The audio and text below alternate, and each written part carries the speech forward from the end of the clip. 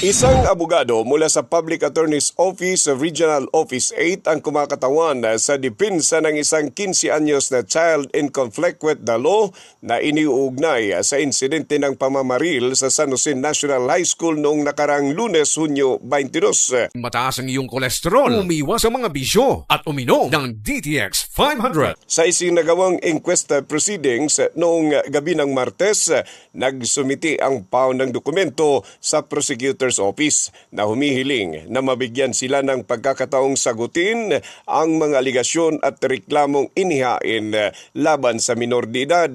Inaasahang magsusumiti ang PAO ng counter affidavit bilang bahagi ng depensa ng minor de edad kaugnay sa mga kasong isinampa laban dito.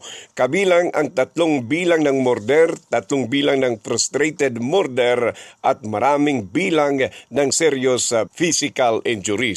Para sa DTX 500 Morning Newscast, ito si K5 Roger Tilana mula sa impilang kampiyon sa mga balita, serbisyo publiko at kasiyahan sa lungsod ng Tacloban at buong Eastern Visayas, K5 News FM. Mataas ang iyong kolesterol, umiwas sa mga bisyo at uminom ng DTX 500.